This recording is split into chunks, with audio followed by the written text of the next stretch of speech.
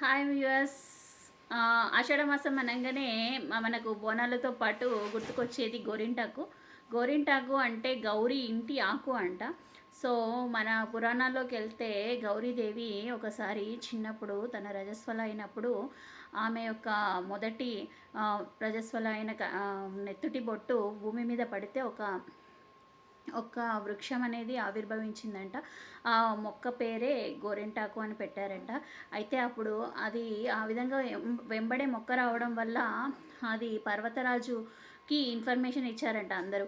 So ఎందుకు ఇలా అయ్యింది అనేసి అప్పుడు పర్వతరాజు వచ్చి ఆ మొక్కను చూసి తరువాత దాని యొక్క విశిష్టత అందరికీ చెప్పడం జరిగింది. యాక్చువల్గా ఇది ఏంటి అంటే గోరి ఇంటి ఆకు. అయితే దీనికి ఉన్న విశిష్టత ఏంటి అంటే అది మనము దాన్ని పౌడర్ చేసుకోవడం కానీ లేకపోతే దంచి చేతులకు పెట్టుకోవడం వల్ల అది ఎర్రగా అవుతుంది. అయితే ఒకసారి ఏమైందంట అంటే హ్యాండ్స్కి పెట్టుకోవడం వల్ల రెడ్గా అవుతుంటే కుంకుమ వచ్చి అడిగిందట, ఏంటి నా యొక్క విశిష్టత పోతుందేమో, అదే అదే గోరింటాకుని నుదుటిపై పెట్టుకుంటే అది కూడా ఎర్రగా అవుతే ఎలాగా అని చాలా బాధపడిందట. అప్పుడు అప్పుడు లేదు, నీ విశిష్టత నీకే ఉంటుంది, అది నుదుటిపై పెట్టుకుంటే ఎర్రగా కాదు, ఓన్లీ చేతులకు మాత్రమే రెడ్గా అవుతుంది అని చెప్పారట.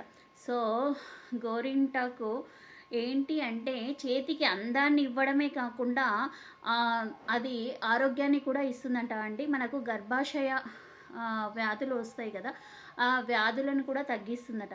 ఎప్పుడైతే గోరింటాకు చేతికి పెట్టుకుంటామో ఆ వేళ్ళ మధ్యలో పెట్టుకున్నప్పుడు ఏమవుతుంది అంటే అక్కడ ఉన్న నాడులు గర్భాశయంలోని ఈ నాడులకి కనెక్ట్ అయి ఉంటాయంట.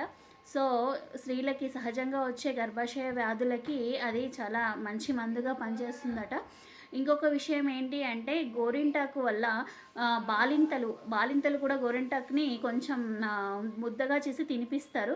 సో దానివల్ల గర్భంలో ఏమన్నా మలినాలు ఉన్న అవన్నీ పోతాయట. సో గోరింటాకు పెట్టుకోవడం వల్ల మహిళామణులకి అందంతో పాటు ఆరోగ్యం కూడా వస్తుందట. సో ఆషాఢ మాసంలో అందరూ కూడా గోరింటాకు పెట్టుకొని హ్యాపీగా మీ చేతులకు అందంతో పాటు మీ బాడీలో ఉన్న నెగిటివ్ ఎనర్జీని ప్లస్ మీ బాడీలో ఉన్న వేడిని తగ్గిస్తూ దానికి ఏమంటారు, అందరూ కూడా యూనిఫామ్గా పెట్టుకుంటే చాలా బాగుంటుంది. సో ఆషాఢ మాసం 4 వీక్స్ ఆర్ 5 వీక్స్ ఉంటాయి.